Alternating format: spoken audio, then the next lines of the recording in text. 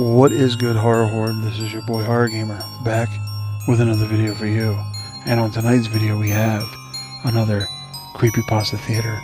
And on tonight's episode of Creepypasta Theater, we explore an unsettling and truly terrifying creepypasta known as corpses. For a few months, I've had a feral cat that comes to my back porch looking for food. I first saw him in October around 6 p.m. when the sun was just setting and I had walked to the back door to take a smoke outside. I could see him through the double window that looks out onto the swamp beyond. He was sitting patiently as if he had been waiting for me, his black, greasy fur reflecting the colors of the sun. When he saw me approaching, he stepped closer to the window and stood on his hind legs to paw wildly at the window. I chuckled and walked back to my fridge, pulling out some of the leftover chicken breast from the night before. Sighing, I grabbed an old plastic dish from the cabinet and tore the chicken apart into bite-sized pieces. Returning to the back door, I opened it enough for me to squeeze out so that he wouldn't bolt into the house. I knew I would regret letting him slip inside, only to possibly infest my home with blood-sucking fleas and to tear up my already destroyed furniture. I placed the dish down and he pranced towards it, scarfing it down like it was his first meal in weeks. I looked at him closer, though his long, dingy fur, and could see only how thin he was. His legs looked literally like skin and bone, and his cheeks looked sunken in, causing his eyes to protrude out grossly. It was then that I noticed his tar-colored eyes that had not a glint in them, no shine from the setting sun. It reminded me of those nice matte mirrors that don't reflect pesky sunlight glare coming from your window. I felt uneasy, worried now that he may attack me. He looked at me once and blinked slowly before racing down the porch stairs and disappearing into the wooded swamp. I started to wake up every morning only to see the dead corpses of some poor animals when I would take my routinely first smoke of the day.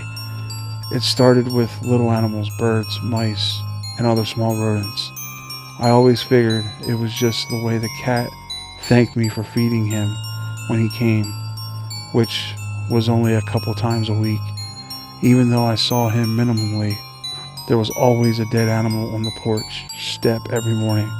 I thought it was silly that some mangy old cat brought me presents every morning. After about a month, the corpses began to get bigger. I was seeing more large rats and the occasional possum. I started to think it was strange that this cat seemed to catch his dinner just fine, but still came to me for scraps. I always brushed it off though, seeing as it wasn't doing me any harm, and I had no roommates who may have been disturbed by it. On a particularly cold and foggy morning, I walked lazily to the back deck to have my cigarette. I stepped out and instinctively looked down to see if I could see my present. There was nothing there. I could feel my heart flutter as I worried that something may have happened to the little buddy. That was feeling quickly dissipated, and I felt my stomach drop as I looked over the railing to see my lawn littered with corpses. I placed a hand over my mouth to catch my gasp. The sight was disgusting, and a less than pleasant encounter when all I wanted was to enjoy a smoke. After the occurrence, the dead animals started to appear once again on the back deck. Part of me felt relieved that my kitty was okay, while the other part of me felt like something is terribly off. Sometime in January, I woke up in the middle of the night, groggy as hell, but with a strong craving to have a smoke. I walked down the hall and paused at the window overlooking the backyard and saw a pale figure that reflected in the moonlight. I paused and my eyes widened suddenly. I was no longer groggy, and the urge to smoke disappeared. The figure looked up at me, and I froze. My breathing halted. I could see its sunken-in eyes staring at me, and its spine protruding from its leathery, pale skin that had patches of fur peppered about. It looked strangely human, hunched over while standing on two legs. I felt panic, and I could feel my body growing hot as my heartbeat quickened. After staring at me a little longer, it turned around to crawl over to the fence and walked away on its hind legs. I went back to bed, completely terrified. I woke up the next morning and rubbed my eyes, releasing a big yawn. I thought to myself, what a crazy dream I had had. I got up from the bed and walked downstairs to make myself a pot of French press roast coffee. I grabbed my pack of smokes and my mug and walked out the back door. I walked to the rail with my mug and crossed my arms and leaned forward. I instantly dropped my mug and could hear it shatter on the concrete below. Time felt like it had slowed, and I looked around to see corpses lacerated and sprawled across my yard. The black feral cat was placed strategically in the middle of all the dead bodies. No mercy was spared to any of those animals.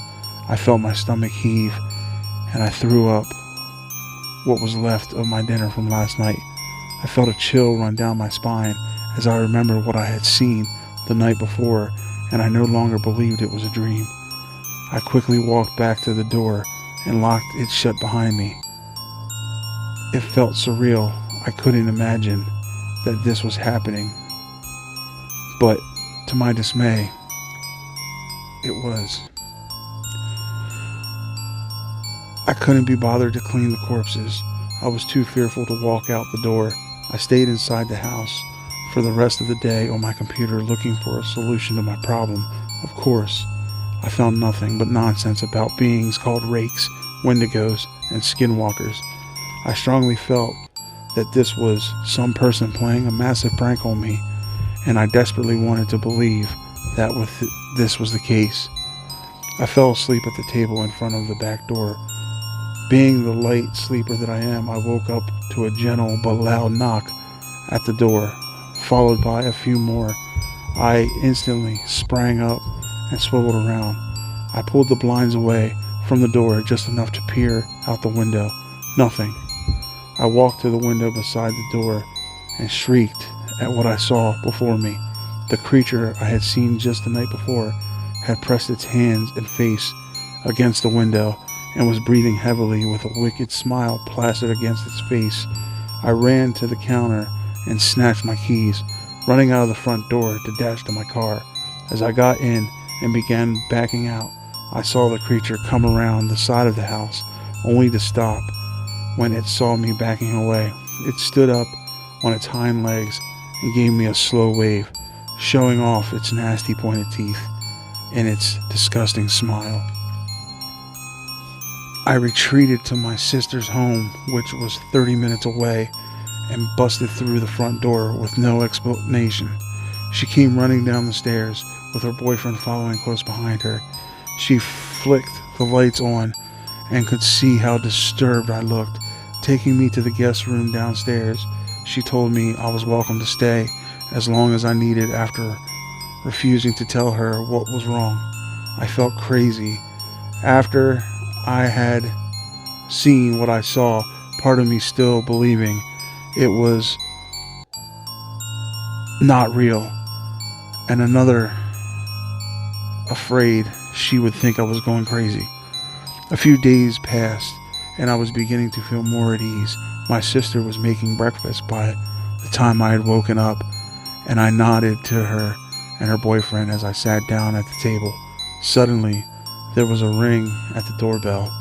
I obliged to go see who it was, as my sister was busy and her boyfriend was enjoying a little small talk with her. I opened the door and was surprised to see no one there. A putrid smell struck my nose abruptly. I looked down to see the half-rotted body of my feral cat.